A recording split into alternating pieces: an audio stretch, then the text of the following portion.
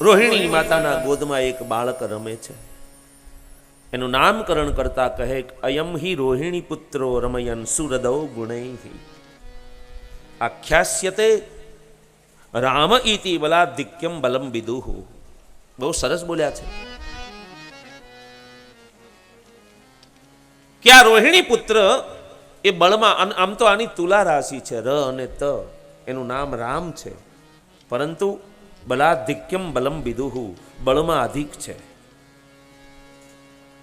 કારણ કે ગર્ગાચાર્ય જ્યારે ગોકુળ પધાર્યા ત્યારે બળરામજી ગાયની સાથે રમતા હતા. એમાં ગાયનું પૂંછડું પકડી અને દાઉજી ઊભા થવા ગયા તો એટલું આમ જોરથી પૂંછ ખેંચ્યું કે ગાયને પછાડી દીધી, એટલું એનામાં બળ હતું. નામ છે રામ પણ બળમાં અધિક છે એટલે બળ આગળ લાગી ગયું. નામ પડ્યું બલરામ. બોલીએ બલરામજી મહારાજ કી જય. ભારત દેશ એટલો બધો પાવન અને પવિત્ર દેશ છે, ગૌરવવંતો દેશ છે કે આ દેશને ત્રણ રામની ભેટ મળી છે. એક આ રોહિણી અને વસુદેવના દીકરા રામ, બળમાં અધિક છે એટલે બલરામ.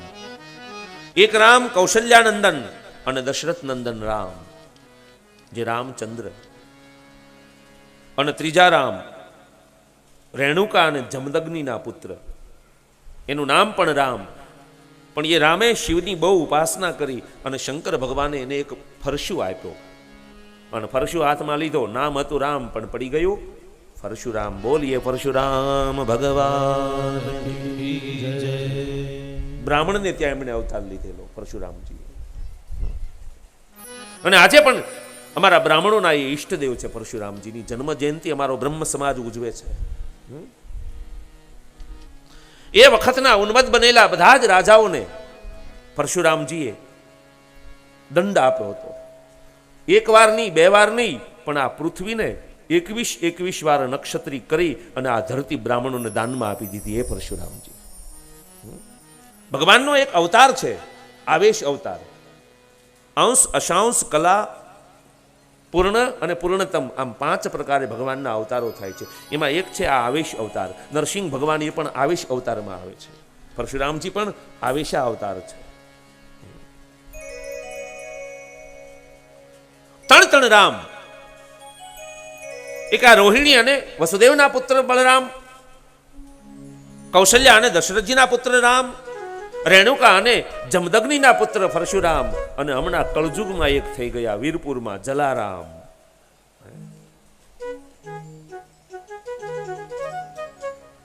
યશોદા પુત્રનું નામકરણ કરતા ભગવાન ગર્ગાચાર્ય બોલ્યા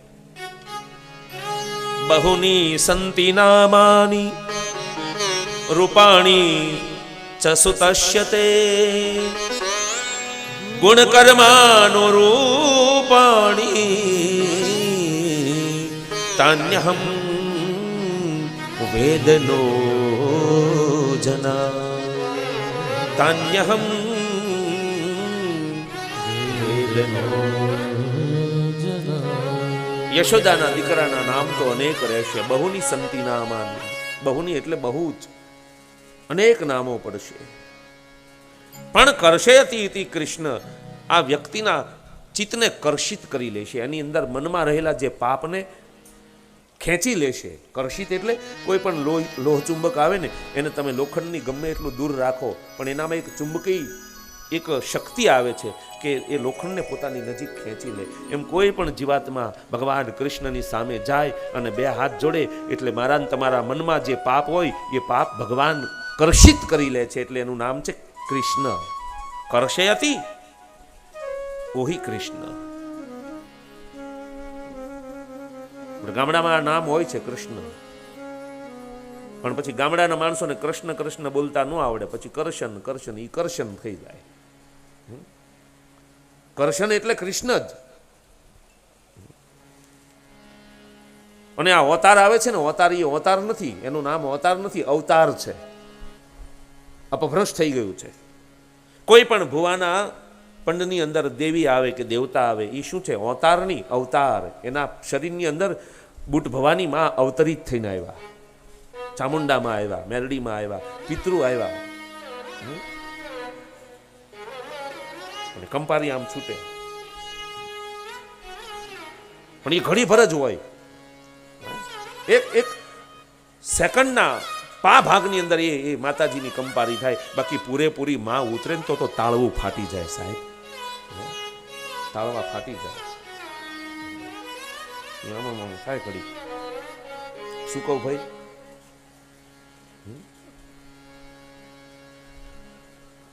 પણ તો ઘડીના આમ છઠ્ઠા ભાગમાં એ માતાજીનો એની અંદર થોડુંક ચેતના આવે અને પછી માતાજીના નામ ઉપર ભુવા દાદા હોય ને એ બધું તમને વચન આપે. માતાજી ભરોસે કે ભાઈ હું નથી બોલતો, મારા ખોળીએ માં રમે છે અને એ માના કારણે હું તમને જે વચન આપું શ્રદ્ધા અને વિશ્વાસ રાખજો, મારી બૂટ ભવાની તમારા બધા કામ પૂરા કરશે.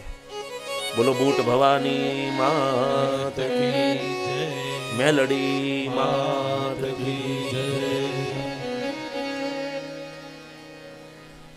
બહુની સંતિ નામાની રૂપાણી ચ સુતશ્યતે, ગુણ કર્માનુરૂપાણી વેદનો જન. ધીમે ધીમે ધીમે કૃષ્ણ મોટા થયા. દાઉજી અને બળરામ ઘૂંટણભર ચાલતા શીખ્યા. ચાલતા ચાલતા ઓસરીની ધાર ઉતરી નીચે રમવા માટે જાય. ફળિયામાં રમીને થાકે. કૃષ્ણ પગથિયું પકડીને ઓસરી ચડવા જાય. પથ્થર મિલાઈ જાય. કૃષ્ણ પડે અને રડે. વળી પાછો પથ્થર પકડે. વળી એક પગ ઊંચો કરીને ઓસરીની ધાર ચડવા જાય. વળી કૃષ્ણ પડે અને વળી રડે.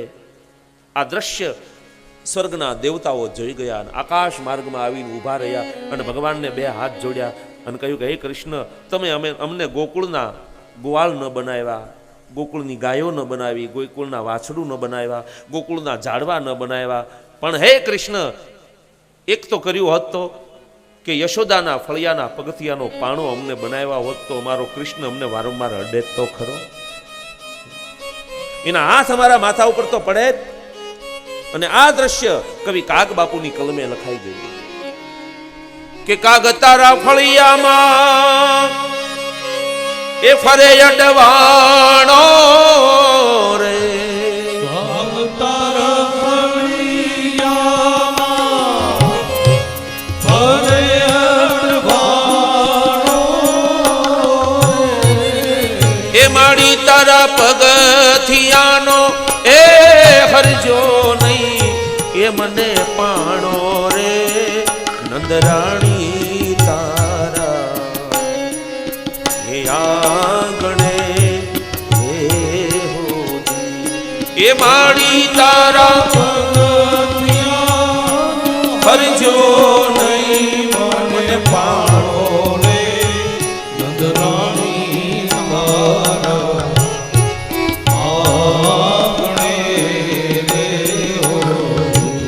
એ માડી તારા પગથિયાનો કરજો નહીં મને પાડો રે, નંદરાણી તારા કે આંગણે રે હોજી માડી તારા પગથિયાનો કરજો નહીં મને પાડો રે, નંદરાણી